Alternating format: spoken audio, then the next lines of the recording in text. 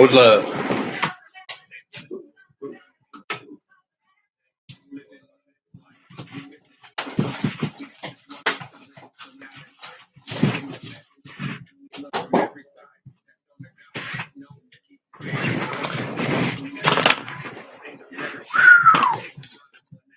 All right. We don't even wait for fucking none of that shit, cause hold up.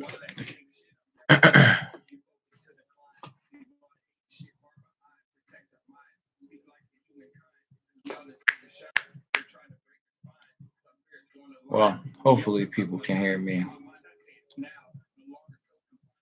Let me see what this does.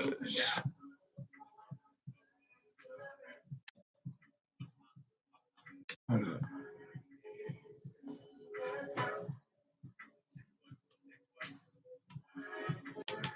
Yeah, so then,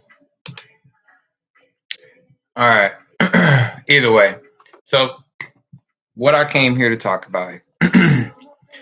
um, so if you follow MMA and you follow the UFC, then you know about UFC 302, Dustin Poirier, uh, and Islam Makhachev. These guys fought each other recently as the main event. And now, first of all, let me make this statement because yeah, on my Twitter page, I'm very number one. Anytime I do anything that has to do with this shit, I'm gonna be very honest and very vocal, and I'm not trying to use personal bias and shit like that. And if I am, I'm gonna say it. You know what I'm saying? Now, I say all that to get into the discussion that was had and the discussion that's always had around the Islam Makhachev fight. And that's the conversation of how great he is or how great is he. You get these conversations, these goat conversations that start to spark up simply because the dude. Now, granted, he's had some pretty strong performances. The Charles Oliveira performance very strong. Um, the second Alexander Volkanovski fight, very solid. Um, hold on, sidebar. Why have I not been very active? Okay, because I've seen my followers start growing.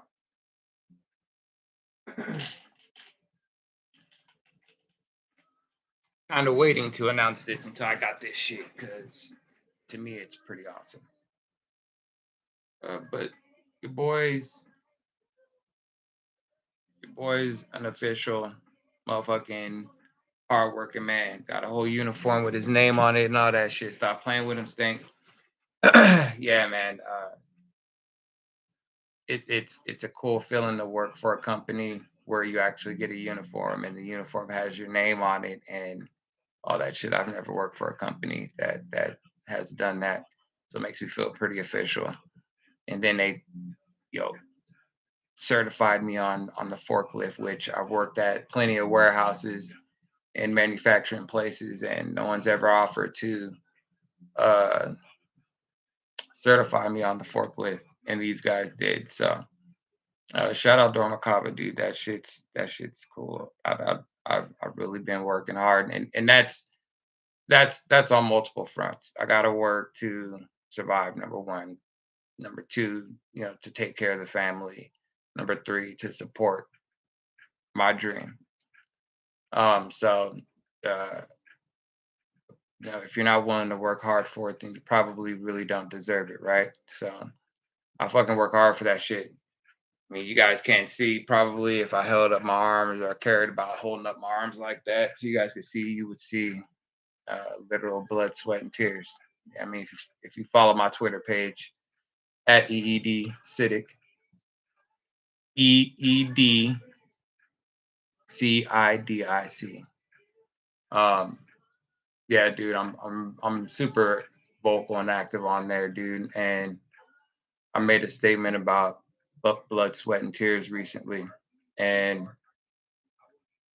for those of us who try to do this the right way, dude, uh, you're gonna have to work hard and put some elbow grease into this shit in order to get what you want out of it.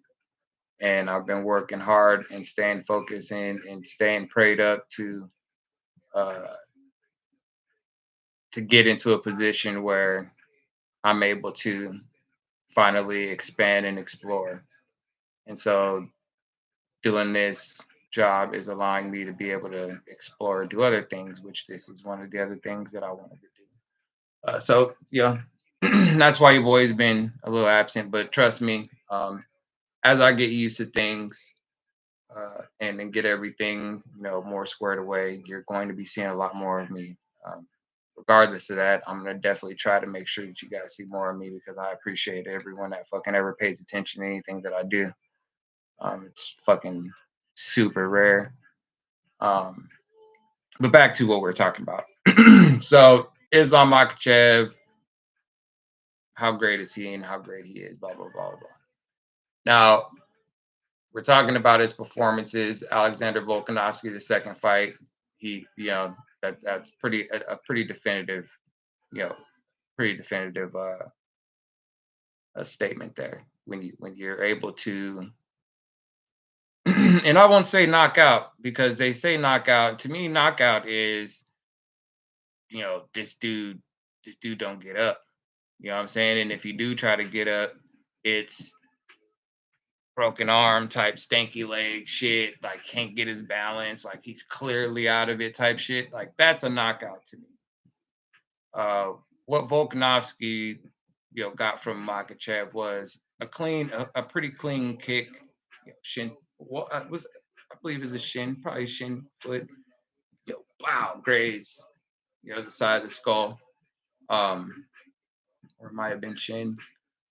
Either way, nonetheless, either one of those to the side of the head, grazing with the power that those guys kick with, it's definitely going to knock your equilibrium off, and you're definitely going to be off balance a little bit, possibly fucking out cold, depending on how clean the connection is. Because if you followed MMA, there's some motherfuckers like Miracle Crocop who left leg fucking cemetery, all that shit.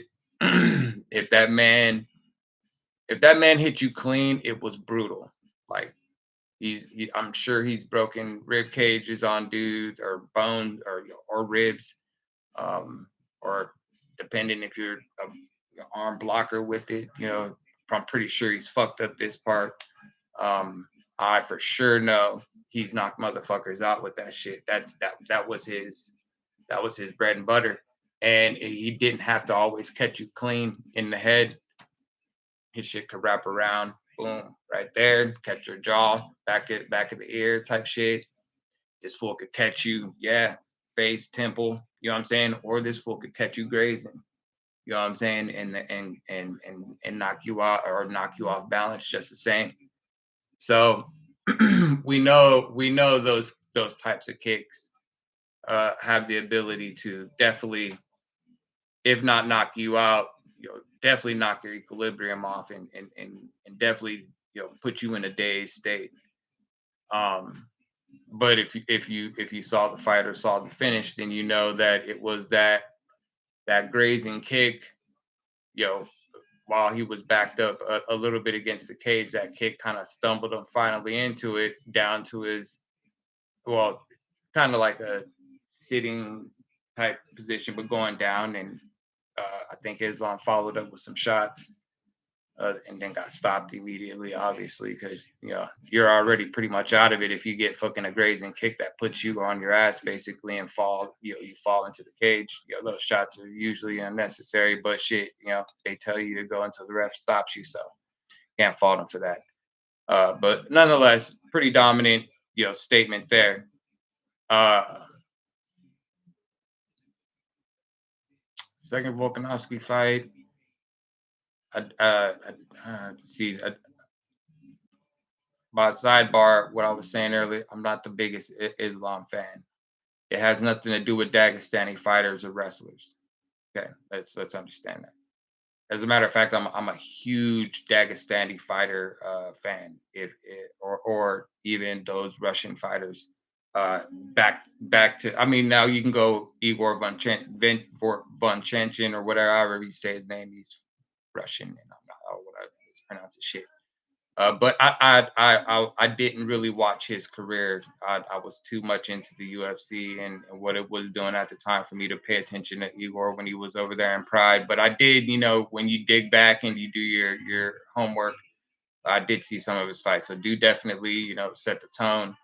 But you had other Russian fighters that I was able to watch, like Fedor Emelianenko and Alexander Emelianenko and currently Peter Yan, and you get into the Dagestani guys. You got uh, again, check my track record, any of my social media pages, whether it's my Facebook, my Twitter, uh, not so much Instagram because I didn't really talk too much UFC there unless it was in a story, but Facebook and Twitter, check my resume, dude. I called Habib before Habib happened, dude. When I had seen Habib's fights. Habib Magomedov is who we're talking about here. I had seen Habib's fights, in passing, not really realizing what I was bearing witness to, other than dude's a he's a smasher. But there's a lot of smashers from Russia. You know what I mean? There's a lot of those types of dudes. But what showed me, and when I knew, Habib was for real, is when he fought Michael Johnson.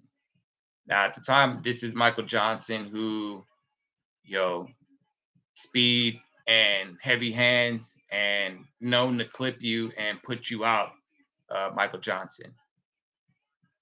What Habib did to him in that fight, and watching it back then, like when it was fresh, watching what he did to that man, and not only do what he did to that man, taking him down, wrapping up his legs under his, scooting him down, pulling that body down until he's in a just it's almost like a snake constrictor type position that he gets these fools in, but he gets them, gets that body on him. And what he did to Michael Johnson, because I mean, I'll just, a little scenario, when I wanted the scenarios, the one that's in my head fresh. They're kind of up against the cage slightly, toward toward the cage, almost against the cage, and he's got Michael Johnson on his side. Okay, Michael Johnson's got, it's like this, able to block, facing up, straight on his side. He's got Habib with his legs wrapped around his legs as he's on the side, and he's got this body lock. But that body lock, this is underneath the hip area, but he's got Michael Johnson's arm that he's actually laying on because he's on his side. Remember, he's got that arm trapped with his other arm. So he's got the front body lock here around the waist, and Michael Johnson's far arm behind his back trapped, like such. Okay. And with one arm, took that arm, held that man there, postured up enough after climbing the body and getting a mount, a side mount, postured up and started smashing this man in the face. Michael Johnson doing the best he can with one arm, trying to tuck and trying to block, and Habib is going around the guard, going through the triangle, because when you guard this way, you still have this here. You know what I'm saying? People, that's why if you're doing it proper, they tell you either ear grab your ear, okay, or yep, back of the back behind that ear. But either way, you want to close any gaps, okay? Cover that chin, and you want to close any gaps, okay? This is actually good because you not only cover your jawline, okay, while you're tucking, but you can also cover your temple, okay? And it's hard for a punch to come through such a small triangle. See, these are just fingers, okay? But Michael Johnson is just he's getting overwhelmed, so he doesn't. When you're in a fight like that and you're trying to get out of things, certain technique kind of goes out the window at that point. You know what I mean? Like it starts to turn into a survival deal, and this man has been doing him like that, damn near 2 rounds or into the second round or the third round whenever this happened. Yeah, you start to settle into a little bit of panic, and you start to resort to whatever whatever you're used to, whatever you think you need to do to survive. So, but I watched this man keep that arm trapped, beat this man, beat this man's face, beg him damn near to just give up and quit because I deserve this fight. He's trying to get to the title. At the time, this is around the Eddie Alvarez, Conor McGregor title change, and all that shit, which led up to the Conor and Habib fight. But either way, uh, telling Michael Johnson to just give up. I deserve this title shot. And he's also screaming at fucking Dana White that he wants fucking Conor McGregor. He wants to fight Conor McGregor. This is around. I think this is was this before the bus incident? I think this is before the bus incident.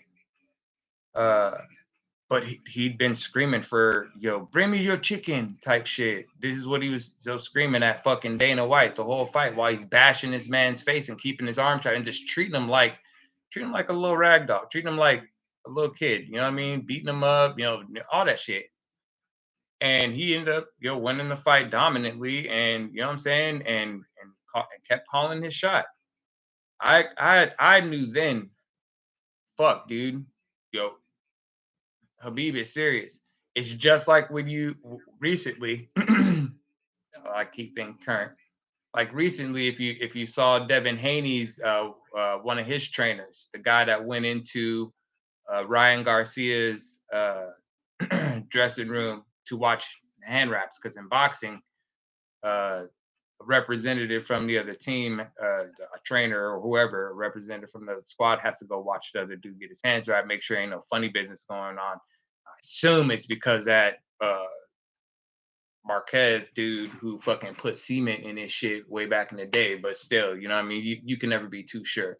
So he went over there to go watch Ryan Garcia get his shit done, and this is when the famous, if you paid attention to that fight, when they showed this full listening to a fucking full symphony or like a little orchestra playing like fucking classical music, like in person. This man said he went in there and he was watch the video clip. Devin Haney's trainer watching Ryan and get his hands wrapped. This man said that he knew when he walked in that room and seen how calm and relaxed and zen Ryan Garcia was with that little orchestra playing that classical music live and in person, and the whole vibe and just feel of that room was just such calm zen peace. He said he knew then that, oh shit, we're in trouble. And did nobody have enough time to go back and warn them that, hey, this is something different. You know what I'm saying? Like this dude ain't just coming in here on some Queensberry rules shit to fucking just box this man. This man is on some different shit. Speculation is speculation. I don't like to get into that, but uh, what I would like to say is Ryan Garcia meant business, and that's what that man sensed.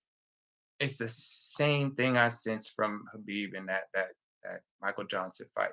I knew then, okay, there's probably no one that I see that I saw at the time that was in that division that was gonna stand stand a chance in opposition against Habib, and just how his wrestling was, how his control is, how how strong he is when he gets on top of you, that weight that he puts on you, that it's constricting, it's you know what I mean?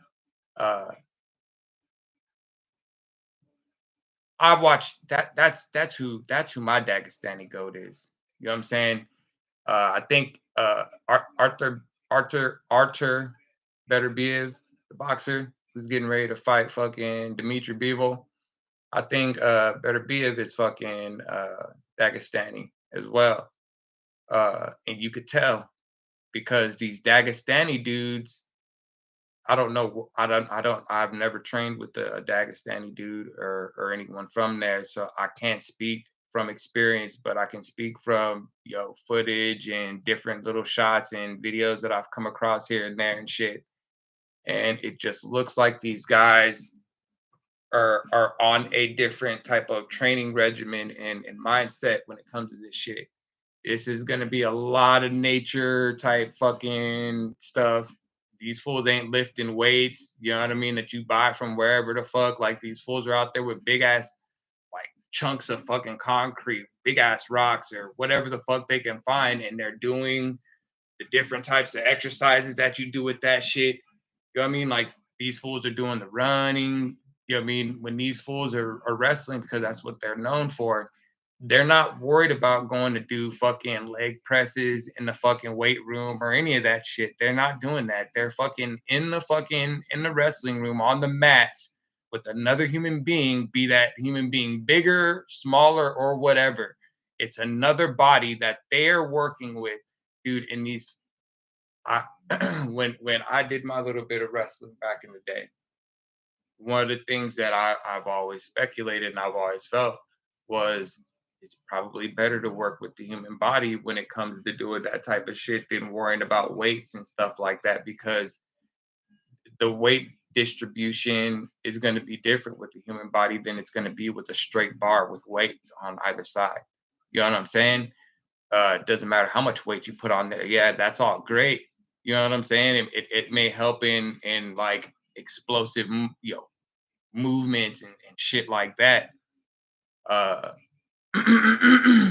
but dealing with the human body, that a person who's going to know how to distribute that weight, how that human body is going to drape on you if they're on your back or come, you know what I mean, however that may be, whatever the position is that you're going to catch yourself in when it comes to wrestling or jiu-jitsu or anything like that, it's better to deal with the type of shit that you're going to experience in those moments than to have some weight set or weight training moment lifting inanimate weights that it to me it just doesn't mean shit. It doesn't mean a lot. So these Dagestani dudes are just on some other shit, and and they're some of my favorite fighters because I like dominant fighters straight up. Like if I'm gonna watch combat sports, whether it's boxing or MMA, jujitsu, Muay Thai, whatever combat sport that I'm watching, I like to watch the best, the dudes who do that shit the best, because I like to watch the fools that dominate and really zoom in and hone in on what they're doing and paying attention to what they're saying and trying to pick up on what makes these people different. You know what I'm saying? I say all that Habib shit to say when Islam came along, we heard about Islam before he even showed up. Okay, as Habib's career was winding down, you started to hear more and more about Islam, especially once his father passed. You know what I'm saying? Rest in peace, Abdulmanaf Nurmagomedov. But what you heard Islam's name when he was alive, and you started to hear it way more after he passed, as Habib was transitioning out. And oh, he's way better than Habib, because his striking is cleaner and way better than Habib's and da da da da da and blah blah blah blah. We heard all these things before Islam even started hitting people's radar. And then once this dude hits everyone's radar, he's virtually doing the same things that Habib has done or did, right? The only difference is, and this is not me shitting on Islam Makhachev. Islam Makhachev is a fucking monster. Okay. Dominant like like the dude that preceded him, his his OG. Dominant just like that. And I don't see anyone beating him. You know what I'm saying? But bro, you have a loss in your record. Like it's there. If you go on SureDog and look at the records and the wins and losses and decisions and whatever, blah blah blah, SureDog will tell you.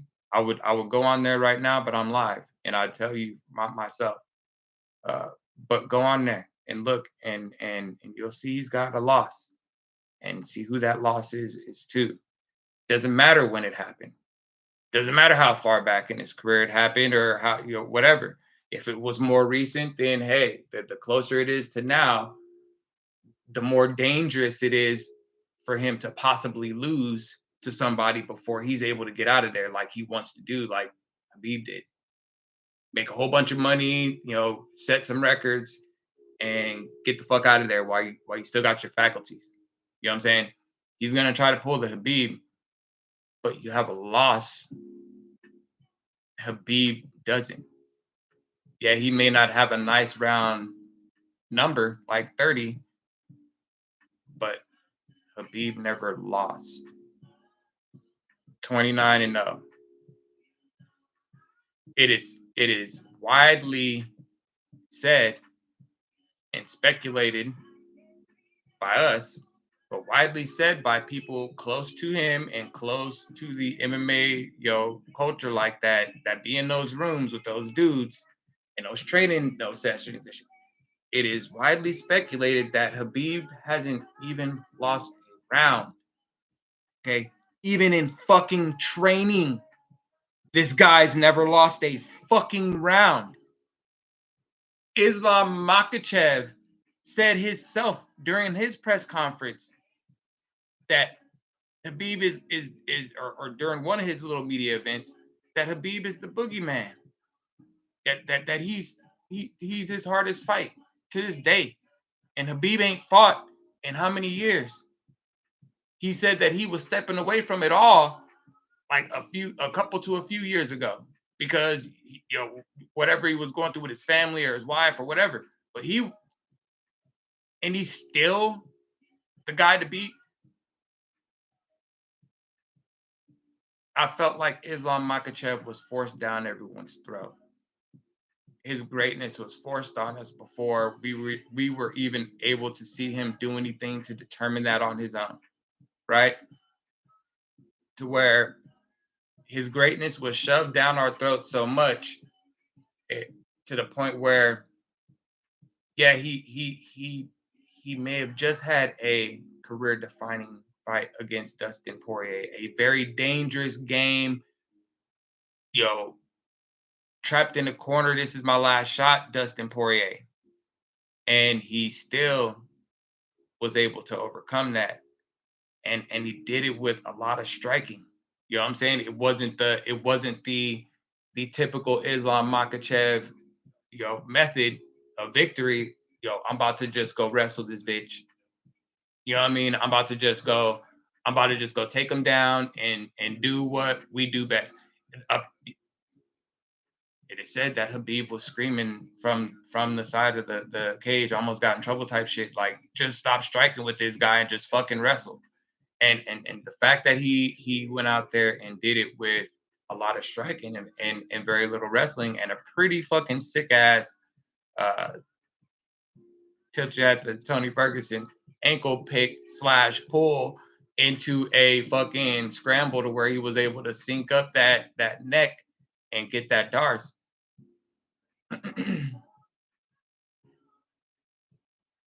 Even with that would have been his moment Oh, wow, dude, he is pretty fucking great. I would have gave it to him. I would have started to give it to him then. You know what I'm saying? Did he fight Justin Gaethje yet? No, he hasn't fought Justin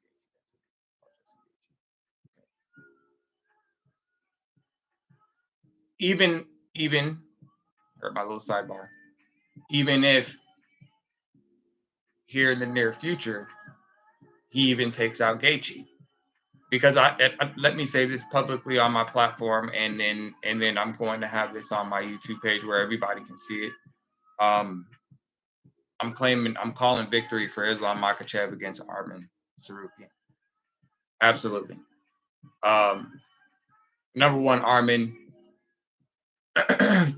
when you fought an early uh, Makhachev, yeah, you gave him a good fight. You know what I'm saying? But he still was able to pull out the UD. And obviously, uh, yes, you've progressed. Obviously, either you've progressed or people have left, and rankings have flipped and changed, or whatever the case may be, to where now you are in a position to deserve a title shot. Awesome possum, dude. Um, no disrespect with what I'm saying here, but this is just my Stephen A. Smith talk for MMA. Uh, let's just for the sake of positivity. You've gotten better than what you were when you fought Habib back then. You've gotten better since that guy, but not better enough to where you have kept it neck and neck or around the same area of Islam and his progression. Because I personally feel like Islam's progression obviously has shot out of the stratosphere and surpassed you. Number one, because understand something, guys, when you start to get to the top of sports, your access to trainers and things like that changes. You start to be able to have access to the best of the best, right? And so the closer you get to the top, the better the fucking trainers and access that you have, to where once you get to the top, now you have the best of the best, right?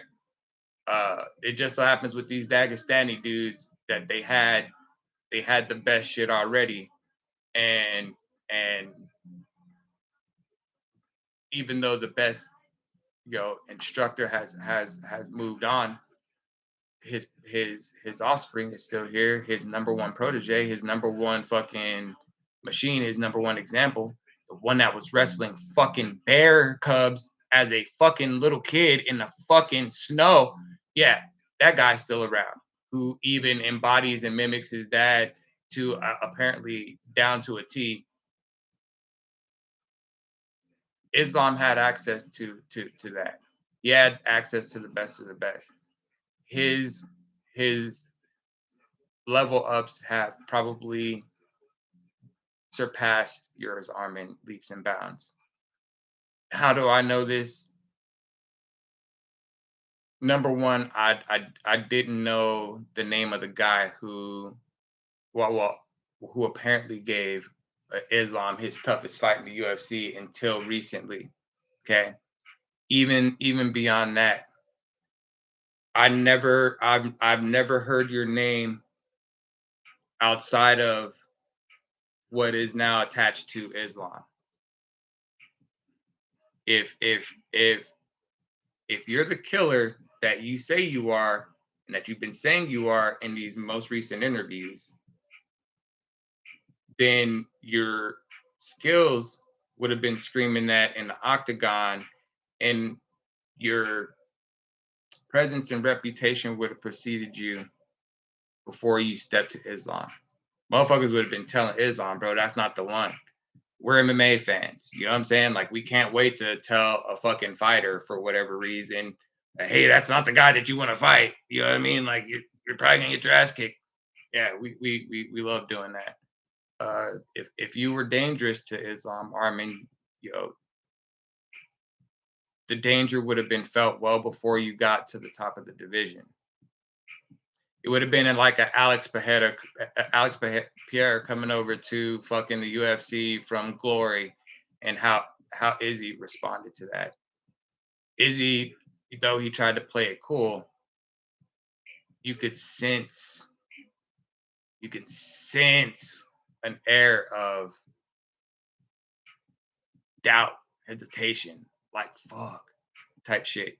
You know what I'm saying? When it started to become a rumor that he was coming, and then he got here. Yeah, it was that. Um, you would have preceded that. You would have preceded your presence, dude, and it would have been felt before you got here. The fact that we're all finding out about you, and yeah, you got some people convinced with your most recent performances, and good for you. I'm sure we could break down these fighters that you fought and really see cut and dry. You know that maybe some to all these guys. I'm not sure what your record is or your bodies are. I don't have sure dog up, which I'm gonna start doing that. So when I have these conversations, I can start saying names. Uh, but what I can say is they're probably not the same killers that Islam is taking out. So I'm calling publicly now. Islam is gonna uh, he's gonna end up finishing Armin straight up. Like he's not unanimous decisioning. He's not leaving it to the judges again. He's not doing none of that this time. I think with the Dagestani guys, do they aim if they rematch you? They aim to surpass their first performance. In that first performance, dude, they always have their wrestling to fall back on. So they're still open to try some things. You know what I'm saying? But that first fight, they're definitely gonna stick very close to what they're dominant at, or at least let that threat and presence be known enough to deter that, and then they can try some other shit. That first fight, that second fight, once they know, oh, I didn't even have oh, I didn't have to use my wrestling at all. Or, oh, I had to use a little bit of it, but I didn't try as hard. You know what I mean? Like these fools know that their levels. They know how hard they can go. They know how hard they smash. If they come out of that first fight feeling like, okay, yeah, it wasn't so bad. I got this. Bet your bottom dollar that second fight is going to be fucking worse for you if you don't level up. It's going to be worse for you. And I feel like it's simply because they aim to supersede their previous showing. You know what I'm saying? That's why they're always super humble and I could do better. You know what I mean? Whatever the fuck that they say, that's super humble. That's making it seem like they didn't just go in there and smash the fucking ass off of someone. You know what I mean? They keep it humble, right? But that second fight, yeah, Armin's getting finished the second fight, and I feel like I feel like because Islam has the desire to want to go to welterweight for Leon. I feel like he feels inconvenienced about having to prove himself against Armin before he could go do that. So I feel like he's gonna make a statement against Armin. He's gonna finish him, and he's gonna finish him early. You know what I'm saying? And it's gonna be pretty dominant to where we're not gonna have a choice but to let him go fight Leon because there's definitely no way that. Well, I'm not gonna say that. Leon does have issues against wrestlers. What do I feel early? I feel early that Leon is not going to lose to Bilal Muhammad. I'm just sorry. Don't care who you train with, Bilal. Uh, you could train with the best, whatever. You are not Islam Makhachev. You weren't tucked under the wing as closely as Islam Makhachev was. Islam Makhachev has the training of Abdulmanov himself. You know what I'm saying? Under his belt. You just have Habib and Javier Mendez and all those, and then in his team, which granted they're all great in their own way, but it's getting the original and then getting the you know next next offering from the original versus taught offshoots of the originals, right? You know what I mean? Or you get the second coming of the OG. It's not going to be the same for you that it was for Islam. So I don't think that you training with Habib is going to change anything. I feel like uh, Leon's wrestling defense is going to be where he needs it to be because he knows you're training with Habib and him. You know what I'm saying? So he's definitely going to bring in some good ass wrestlers to help him with that. I don't feel like you're young enough, have the strength enough, or have enough striking to stay with Leon. He was piecing you up the first fight. I feel like he's going to continue on there. It's going to be Islam Makhachev versus Leon Edwards, dude, and that'll be a pretty good fight. Um, a pretty good fight that I'm pretty sure for Islam to secure that second belt and to kind of add to his legacy and step out of Habib's shadow and establish his own thing. I feel like that second belt is going to be real important to him. So Leon's going to need to look to wrestle a lot, possibly that fight, or at least be up enough on your game to know what to do because it's probably going to come.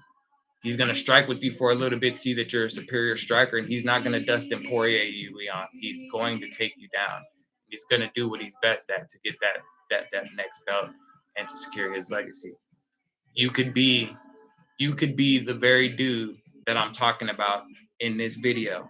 That because he's already shown the ability to lose, it's already a roadmap to it.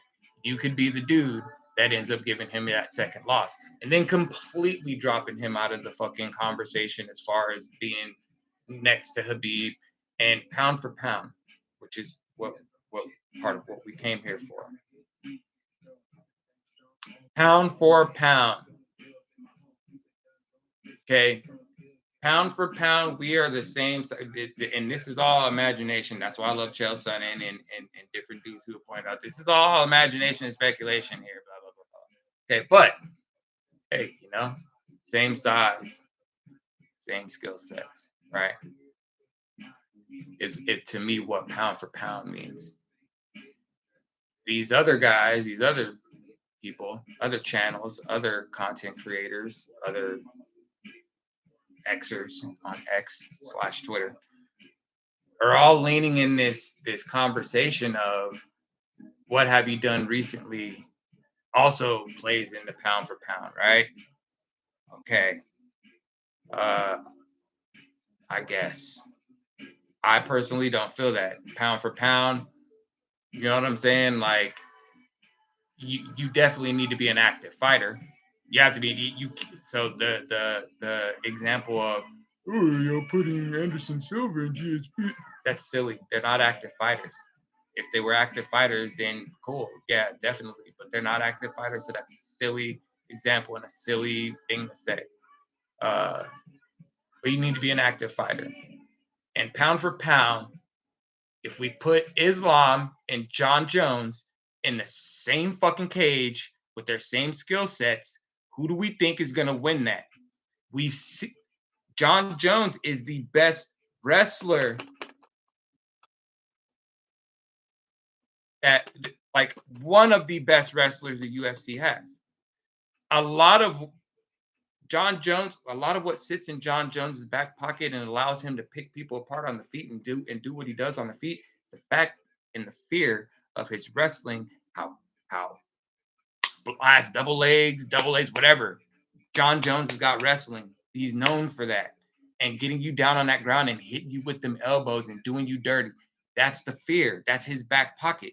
That's why people decide to stand and strike with him, right? Cool. You stand and strike with the man. He's the one who started doing that oblique kick. One that everyone, some of the commentators, fear because it could hyperextend the knee and all that shit. Call it a cheap move because you could destroy people's knee with it. It's not an illegal move, and until it becomes an illegal move, it's fair game. And it's been used numerous times to varying degrees to where dudes have walked away from the fight without the injury or anything done to their knee, all the way down to where motherfuckers have had tears and shit, right? Okay. Nonetheless, that oblique kick started by John Jones. essentially.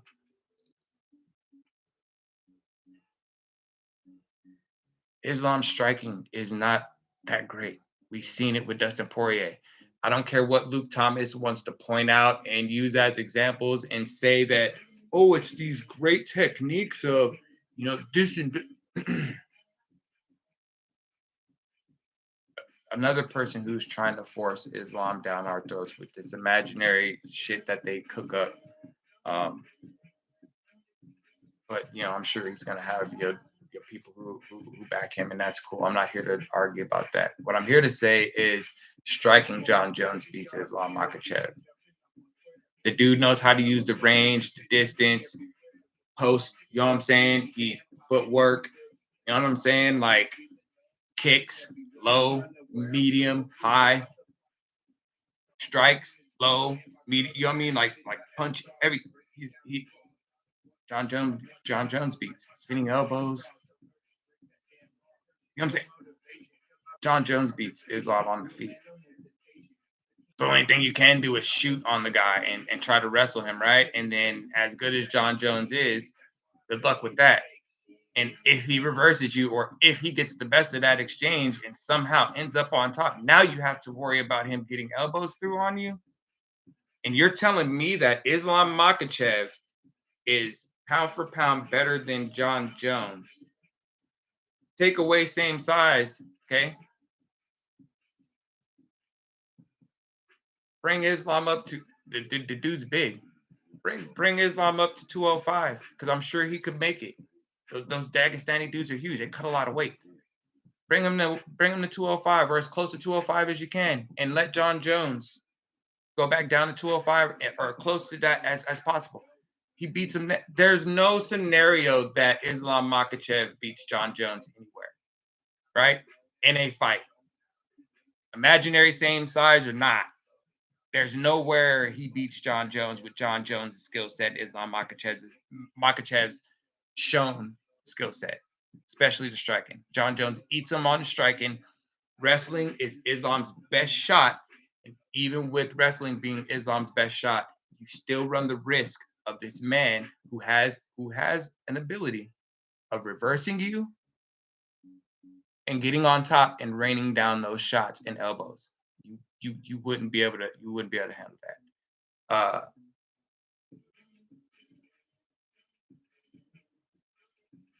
So no, I do not believe that Islam Makhachev for that very reason, and the other reason that I pointed out earlier. You have a loss on your record, bro. John Jones doesn't.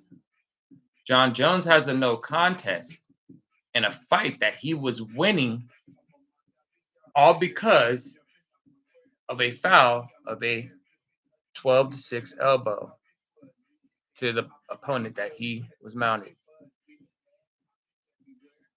Which is a silly fucking rule anyway, if you're allowing motherfuckers to smash elbows down like that or swipe elbows up to cut. But a 12-6 elbows, yeah. There's like silly laws in different like towns and shit like that. Like, yeah, dude, there's like silly rules in the UFC. You know what I'm saying? Like, you can't fucking knee it down to. It's why I like Pride. It's why I love Pride. You can head stomp, soccer kick, whatever. It's a fight, bro. But the one thing I didn't like about Pride is you couldn't elbow a downed opponent, but you can fucking knee the top of this guy's head to death, or fucking soccer kick this fool's face into oblivion. Yeah, some of the shit is weird. You know what I mean? Like, I definitely wish there was a league that allowed the elbows and the soccer kicks and stomps and all that shit. Like, that would pretty much give you the most realist, rawest version of a real fight that you're ever gonna get outside of, you know, some, you know, offshoot bare knuckle shit like game bred, bare knuckle fighting or fucking, bare knuckle boxing with BKFC. You know what I'm saying? Like, that's the either way, uh your pound for pound is John Jones as much as you wanna hate it. And I hate it too. I'm not a John Jones fan. As a matter of fact, I believe John Jones was a fucking cheater the vast majority of his career because I don't like the weight cutting deal. And I've always seen John Jones as big as he's always been. Bro, you're a heavyweight cutting down the light heavyweight to have an unfair size advantage. And it showed in how he dominated and ran through that fucking division and held that fucking crown for so damn long. Fast forward to now to where I'm pretty sure his body just can't do it because you done pumped it full of so many chemicals and steroids and other shit that you do and whatever. I'm just, no disrespect, John. It's just commentary. Uh, that you probably just you can't make the 205 mark no more. And a lot of fighters go through that, dude, where it's like featherweight fighters who can't make the 145 no more, so they go to 155. Like Dustin Poirier is a good example of that. He can't go back down to 145. His body just won't let him, right? You hear boxers talking about, oh, my body just won't let me. Yeah, like Devin Haney, who claims he can't go back down to 135 to fight fucking goddamn Gervonta Davis. His body won't let him, so he's got to go to 140. But yeah, I hate weight cutters, dude. I do. I think that if you're gonna fight, dude, I mean, now granted, if you agree to fight somebody they're bigger than you, cool, then that's on you. You know what I'm saying? But but this idea of these bigger dudes cutting down to these weight classes where the vast majority of these guys are gonna be, smaller than you and shit like Hamza cutting down to welterweight when you're clearly a middleweight slash light heavyweight motherfucker. You know what I'm saying? But you do that to have the unfair advantage. Uh, I just don't dig it, dude. Now when John Jones went up to heavyweight, bet I'm down for that. This is where you should have been your whole career. And if you would have still beat. Name to me a heavyweight fucking champion in the time that John Jones has been in the UFC. Okay, name to me a heavyweight fighter that you couldn't see John Jones beating. And all the UFC heavyweight champions that have been since John Jones has been there. I feel like John Jones at any time could have went up to heavyweight and beat any of those dudes. Any of them. Stipe at his best. Francis, like, look, dude, the fallacy that Francis Ngannou would somehow beat John Jones. Oh, he's gonna catch. John Jones is too smart of a fighter to have that type of shit happen, bro.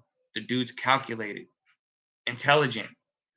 He's not gonna go out there and fucking play fucking boxing, rock'em sock'em with fucking Francis Ngannou, who knocks people's souls to the fucking stratosphere and then lets it fucking parachute back down into their fucking body.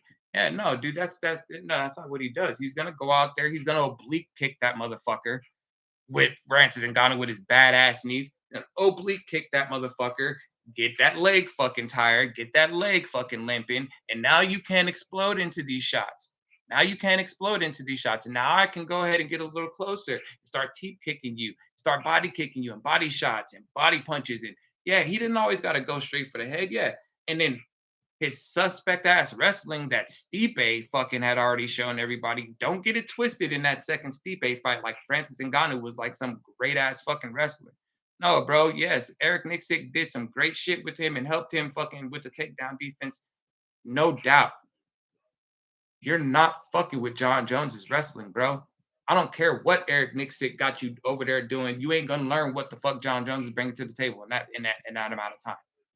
Yeah, so after he fucks up your leg and starts fucking getting you questioning if you're going back to that leg or to the fucking body, now he can start threatening the takedowns. He didn't even need to hold you there.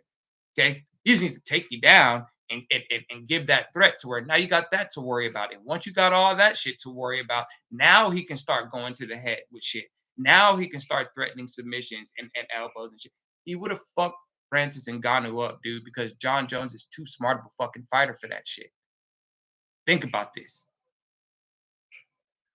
A lot of what the fuck makes Khabib, what made Khabib fucking amazing, is his fucking just rage-filled tenacity. Watch his fights. That ain't no fucking just he's a wild man. No, this fool's got rage. He's a rage fighter, dude. So he's gonna blitz in, he's gonna barge in, he's gonna fucking charge in, he's gonna do all that shit. Wildly too. but with rage. Okay. I don't see Islam doing none of that, bro. I don't see Islam doing none of that. A lot of that shit that was going on with Dustin Poirier, a lot of trying to collar tie, a lot of trying to control, a lot of that type of shit, but a lot of it didn't even work, bro. A lot of it didn't even work, not to the full degree that you wanted it to. Yeah, you may have clipped off some knees to the body or whatever the fuck. You know what I'm saying? But it wasn't working and it wasn't doing what you wanted it to do. So you just grab hold of whatever you can grab. A lot of that time, it reminds me of when a faster, smaller guy fights a bigger guy. And that bigger guy thinks that all he's got to do is just grab that little guy. So he's just going to be reaching and grabbing for whatever, you know what I mean? And whatever he can grab onto, cool, that's what he's going to try to swing on, or that's what he's going to try to, knee. That's what that shit reminded me of. Pound for pound, I don't see. I don't see Islam over John Jones. Sorry. And I think I spent 55 minutes on this topic, but this is something that needed to be dug into because it's fucking flabbergasting to me that people are even having this discussion and disrespecting John Jones like this man ain't undefeated in two divisions now. Got a belt in two divisions now. What Makachev is trying to do right now and possibly trying to get off of Leon Edwards, John Jones already got. Okay. Tom Aspinall, the guy that you guys think he's afraid to fight after this shit, he's the interim champion. He's the fake champ. John Jones is the real one. Yes, Tom Aspinall has great movement. Great movement. Quick dude. Like a lightweight, like a lighter weight class dude in the heavyweight with the power. Yes, beautiful, beautiful shit. Beautiful shit. We seen that same type of shit from Cyril Gahn until we found out what he was exposed for. Now Cyril Gahn is no good because he don't even want to fight nobody because he's exposed. What he needs to get better at, he can't get better at in this amount of time to deal with the dudes that he's gonna have to deal with to do what he wants to do as heavyweight, and that's be champion. You ain't gonna beat John Jones in his wrestling. It's gonna take years to make that up, and you ain't got that type of time. You're not beating Curtis Blades wrestling. Years it's gonna take, and you ain't got that kind of time. Not beating Almeida's grappling. There's a lot of dudes in that weight class that he just can't make up the ground. So you either become an outstanding, phenomenal striker that no one could just see and no one's ever seen, or you just kind of play it cool now. And that's what I feel like Cyril Gahn's doing. He's just playing it cool at this point. Next thing I want to touch on, which ain't gonna be too long. I kind of want to get out for here. I like to make these things longer than an hour because I know how people's attention span is. This Conor McGregor shit that's going on. Look, all indications are pointing to. Here's what I speculate, and this is based off of all the information, what I've seen, and what I've gathered from everyone, right? That's been speculating on it.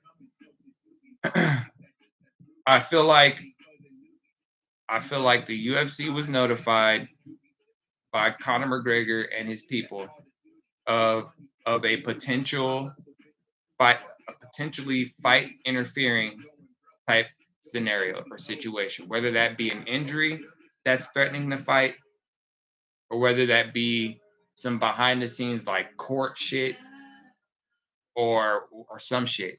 But something happened behind the scenes that they were notified from Conor's camp or from Conor himself that they're waiting on an outcome, or they're waiting on some sort of word from whatever the issue is, whether it's injury doctors or whether it's law-based lawyers, whatever.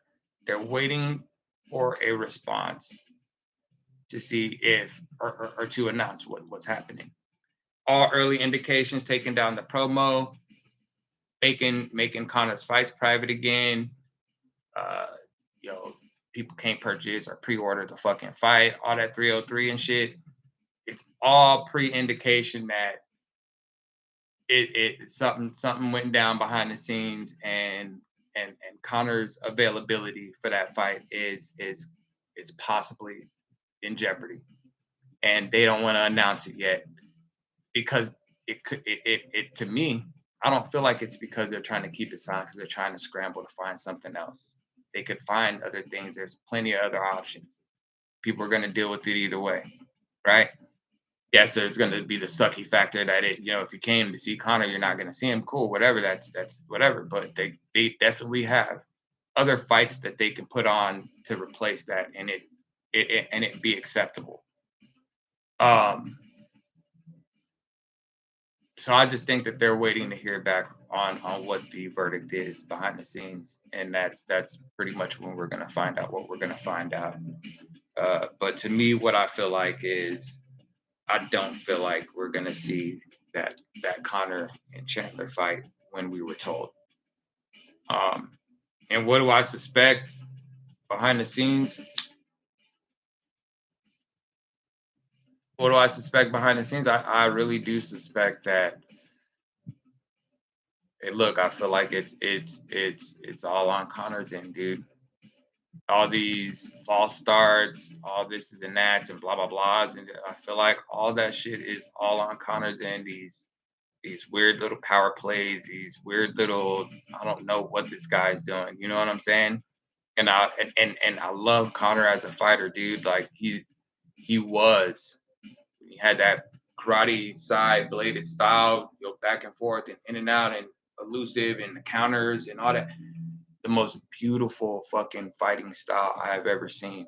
I fucking love I fucking love early Conor McGregor fighting because it's a beauty to watch, dude. Straight up, you want a master class, you want a perfect MMA striker. My perfect MMA fighter is going to be early Conor McGregor striking and that countering ability and that old school. We know what we're talking about. And motherfucking Khabib's Dagestani wrestling and dominance. You put those two things together, you got a fighter that is he's smashing Anderson Silva, he's smashing GSP's right, he's smashing whatever early Conor McGregor striking, Khabib Nurmagomedov wrestling. Find that guy, he's killing everything. He's killing everything moving. Mark my words. But I just feel like everything's on Connor's end, and I don't feel like we're going to see that fight, and it's going to be because of Connor.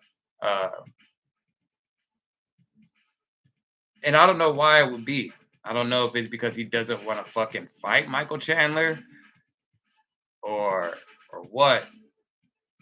What it should have been and what it should be is fear of what's going to happen to him when he gets into that fight based off of what we seen happen to Chris Weidman in that first fight back with that leg. Okay. You should be concerned about that. Concern was the videos of you using that leg to kick the fucking head. You ain't learned from the last time where you got the fracture. Stop kicking the heavy part of the heavy bag like that.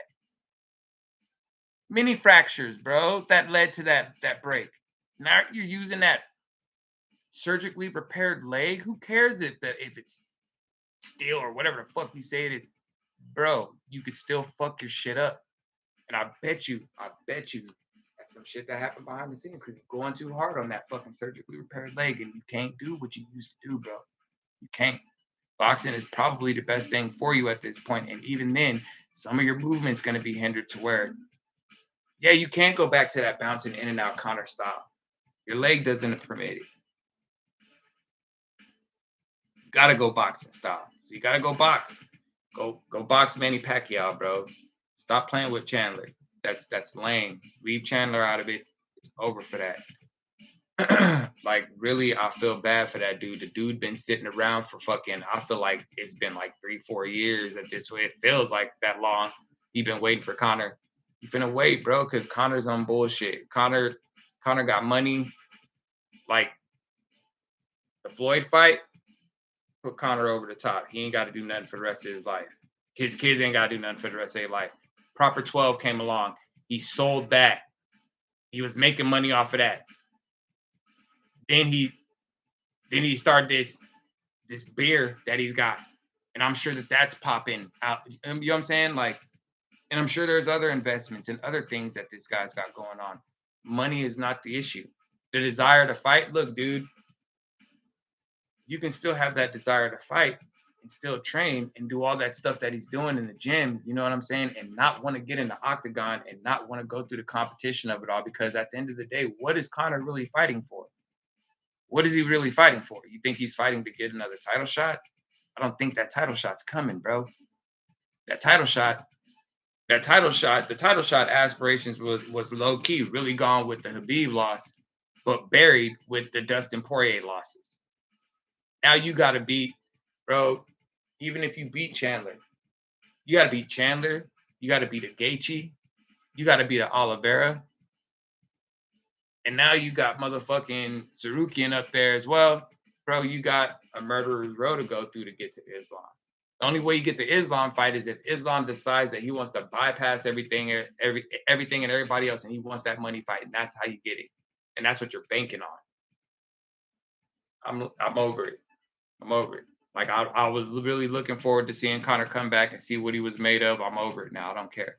I'm more looking forward to Izzy coming back and him getting his belt back from DDP and shutting all you weird ass motherfuckers up who've been personal life is personal life. Stop talking about this man like he was not putting people out in the middleweight division. Stop talking about this man like Sean Strickland's style was really just too much for the great Izzy, and it just overwhelmed him and dominated him. Izzy was going through something. What that is, what that was, I don't know. We don't know. We may never know until he decides to put out a book or tell us. But it's clear that the guy was going through something. He was over it. Yeah. We see how serious of a champion Strickland is. We've seen how quick he lost it. We just seen this bullshit he put up against fucking Paulo Acosta. Paulo Acosta, yeah, like we really better than Izzy. Izzy's gonna come back and he's gonna beat DDP. Mark my words. He's gonna beat DDP and he's gonna get his belt back. So I'm excited to see that, but mostly excited to see what Alex Pereira does next. Honestly, right now, when it comes to the UFC, my favorite fighter in the UFC right now is Alex Pereira. Dude. I fucking love the dude's sense of humor. I love the dude's fighting style. And the thing about it is we still don't know if he has any grappling because nobody's ever been able to test him because he's been able to fuck these fools up on their feet before they can even do anything. And that's fucking fantastic. And you guys have put him in there with wrestlers. They've gotten their asses kicked. So I don't think what's old boy's name that's getting ready to fight him? Is he in there Magomedov too? Magomed Ankalaev, right? I think that's his name. Yeah, that's the next guy he's gonna fight, probably. I don't see that, and that guy's running. That guy don't want. You know what I mean? They offered him a fight. He already did. I don't want it, and just didn't do it. You know what I'm saying? So lame already.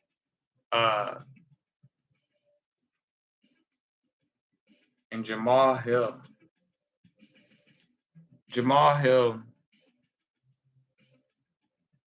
Look, I liked him. I like Jamal Hill. You know what I'm saying? I'm always gonna go for my people. Always pull for my people.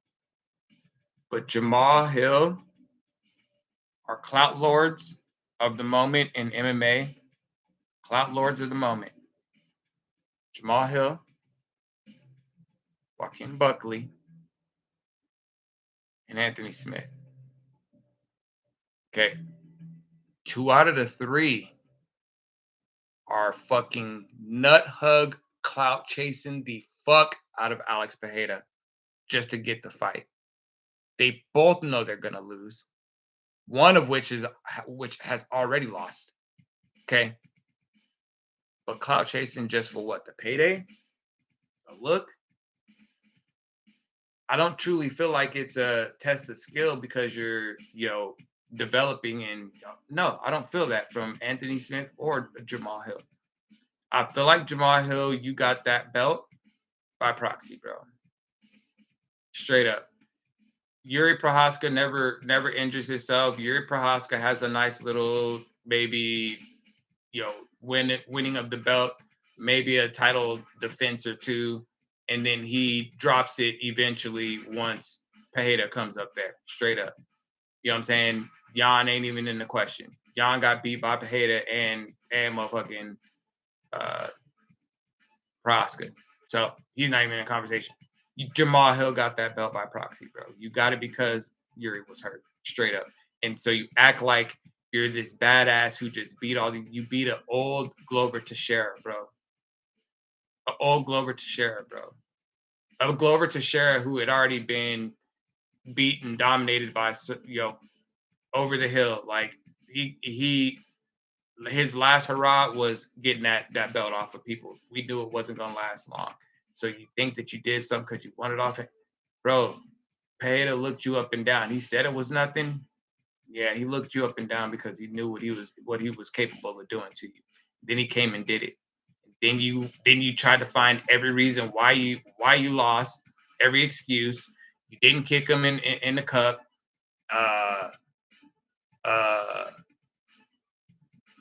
then once you start hearing commentators and people say that you weren't set, you claim that you weren't set, even though in the video and the footage, after Pereira shoes off the ref, you guys go back to hand fighting. You take a step. You take a step. Hand fighting.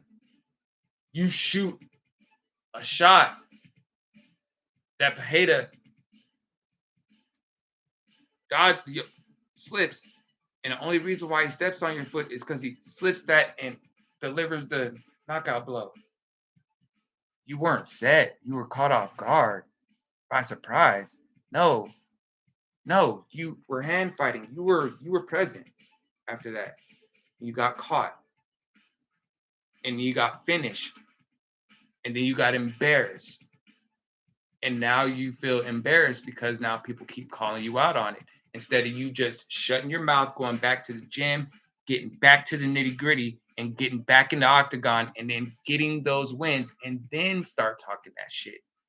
Joaquin Buckley, bro. Instead of you going in there, he was just begging for fights.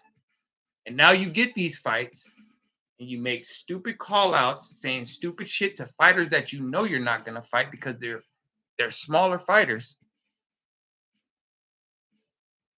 But then you start hypothetically talking disrespect on Mount Rushmore, forefathers that came before you, that paved the way for you to even have the fucking ability to talk that shit.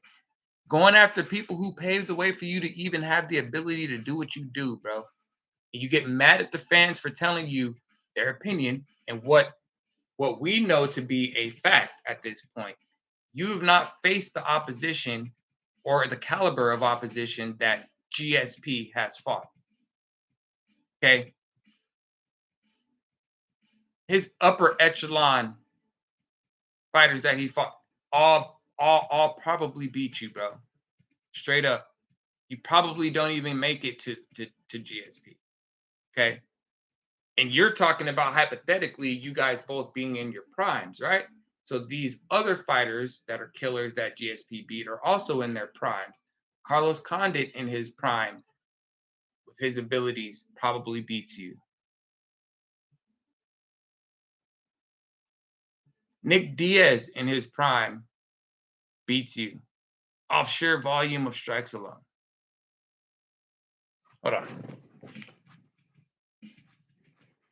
Yeah, so legit that there's dudes who beat you in that era, and there's for sure some dudes who are probably beating you in this era. One of which that I think is probably going to end up beating you if you ever fight him. And I feel like that's why there's been this little, hey, show of buddyhood between the two of you. You know what I mean?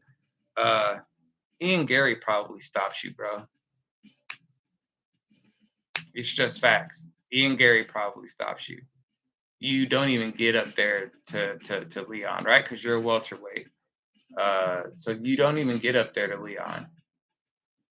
You may even have a hard time with Colby Covington, dude. You have a hard time with George Masvidal in his Street Jesus phase. You beat Ben Askren. That's who you beat. You know what I'm saying? Like, fight Kevin Holland again. Watch what Kevin Holland does to you. You know what I'm saying? Like, come on, bro. Like, be humble. You're still in the beginning phases of proving your greatness. So why does there always have to be so much talk? Yes, you need to make noise. You guys want to know what Connor mainly did? A lot of big up in himself and a lot of self-righteous talk of his abilities and what he can do and all this and that in him. It's not always going after people or dogging people out or all this other shit that's going on. Nah, dude, he dogs his opponent out when they're gonna fight, or who he's trying to fight. He dogs him out, but by mainly talking about how fucking great he is and what he's gonna do to him. That's what you guys need to do. You guys are missing the point. You guys are just talking a bunch of shit to each other, to Cub Swanson, who's another smaller fighter than you, bro, who's an OG, who's had wars, notable wars, like paved the way for WEC. Like, come on, bro. Like, you're talking crazy. Like, dudes like you have to chill, bro, because you guys make it to where I don't even want to watch MMA because the talking is just so ridiculous. Because I know none of you motherfuckers mean it. You guys are just talking out of your ass just to get a fight or just to get clout, and it's kind of weird. Just hey, stick to the facts, dude. Be Habib Nurmagomedov. I'm just here to let's smash this guy. Be that guy, and then go smash that guy. Music wise, what do we have music wise? Darko US. Well, that's how you will find him online. But Darko's record came out, and it's pretty fucking solid. I definitely fucking dig it. I've listened to it a couple times so far, and I'm definitely gonna end up listening to it again just to kind of make sure. But early uh, takes is the record's fucking phenomenal. I definitely love those dudes.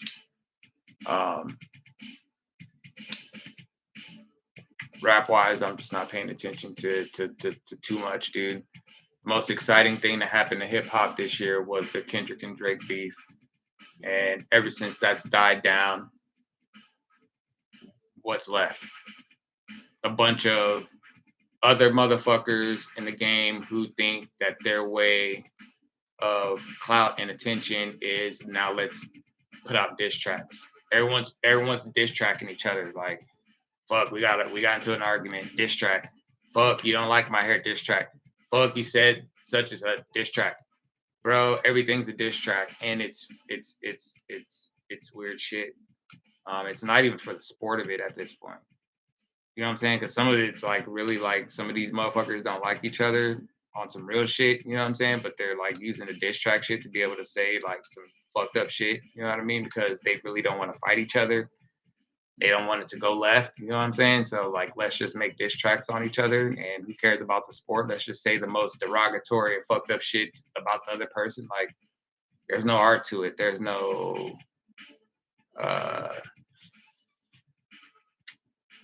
no strategy to it. There's none of that, dude. It just feels super forced and super weak. So yeah, I think the most interesting thing that I seen is seeing that there was an interview coming up, which I don't even remember the platform. I'll end up finding it. It'll come through my timeline again. But it was of Offset speaking about the state of hip hop right now, and him basically saying like, oh, hip hop's losing its steam and losing all this and that and blah blah blah because everything's the same and no one's being original, no one's taking chances and all this and that and blah blah blah blah. Right?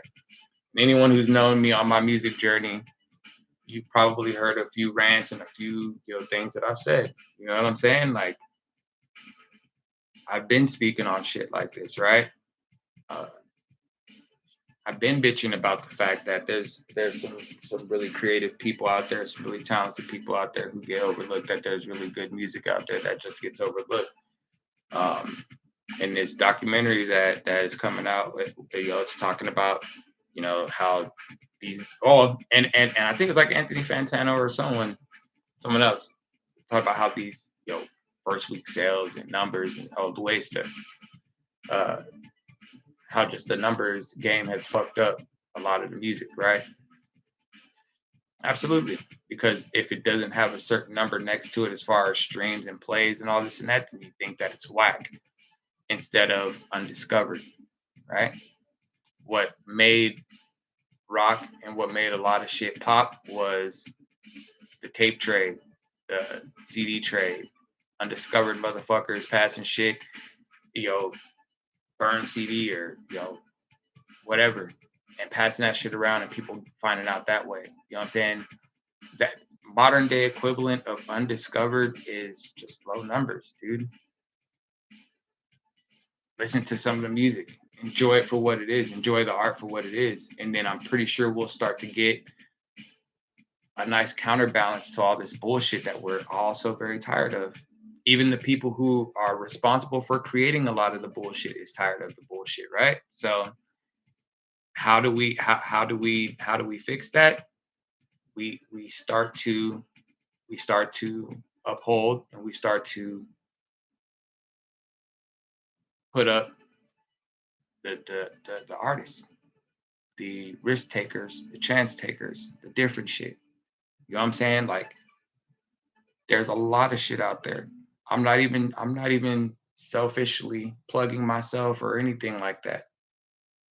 I'm plugging any artist that's out there that really puts their heart and soul into this shit and really has good shit, but it's because my numbers is low that y'all don't want to pay attention to me.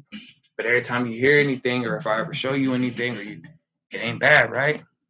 That's undiscovered talent, that's undiscovered possibilities, undiscovered greatness, undiscovered classic albums, classic songs that we're just kind of overlooking because these people aren't as big as a fucking Nicki Minaj who has all the resources and money in the world.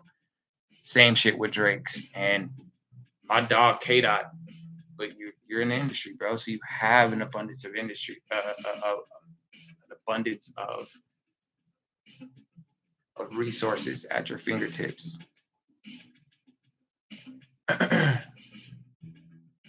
Those who don't have those resources, those who don't have the ability to do the things that these guys do, you know what I'm saying, but still have the talent and the ability, does not make me any less of an artist than those dudes. It's just I don't have those resources. And in today's day and age, not too many people have those resources, right? And with things becoming more expensive and obviously ticket prices, going to these fucking places is crazy. There needs to be a shrinking of communities back into towns and into surrounding areas. And these events need to be held at places that are going to be able to be secured not only by the authorities that are in that area, but also secured by the people. So that way people can actually go back out and have a good time at shows and really enjoy the shit. You know what I'm saying? Like there needs to be a shrinking down. And with that shrinking down, you're going to start to find little pockets of little scenes that start to break out and blow up. And then we need to go to these little scenes that are breaking out and blowing up. And we need to go see what's making that shit pop off. And we need to find the best that's there. And then we need to put them out there and we need to let them do what they do and see how they fare. That's what we need to do. We need to college scout these high school kids. Not saying no weird shit, but metaphor. Straight up, like it will help. Hip hop ain't all ignorant shit. Hip hop ain't all pussy popping, gun toting bullshit. There's motherfuckers out there trying to preach empowerment to the people, and there's people out there making grown folk music as well. There's a lot of shit out there. Y'all just need to stop being so fucking industry deaf and dumb and expand your horizons, bro. Take pride and be that kid that's excited that you found an artist and you found some shit that really pops that don't nobody know about, and you really finna put that motherfucker on, and everybody finna be. It don't feel good when you tell motherfuckers, hey, remember when I used to listen to this dude? Now everybody listens, right? Like you want to be the trendsetter, right? Like be that guy when it comes to the music, bro. All you little YouTube platforms out there, instead of inviting these fucking famous people who are just gonna rip you off or do some fuck shit to you on camera and make you look bad or whatever the fuck, man, start expanding. Start finding those people who are trying to get up there, trying to get their shot, and find that fucking diamond in the rough and let that motherfucker rock and watch how that motherfucker come back and pay you. Stop fucking putting these fuck niggas in position because those are the motherfuckers that keep turning around and fucking y'all in the ass and leaving y'all feeling all dismayed and shit. Stop fucking with fuck niggas and put the right people in position that really appreciate it and have the gratitude. Everybody going up. I've been saying that. As soon as my shit pop off, whatever, whoever, however, when it do, we all going up. We gonna enjoy that shit. Why do I like watching Wiz Khalifa's day to days, especially the early ones? Because you could watch this man with his people from the start to to where he's at. A lot of these niggas been with him the whole way. They've been through the whole journey. You know what I'm saying? Like we all going up together, nigga. Put niggas on all that shit. That's what we trying to do. Some better shit, nigga. Anyway, man, that's my fucking almost hour and a half. We're gonna try to do this again. Probably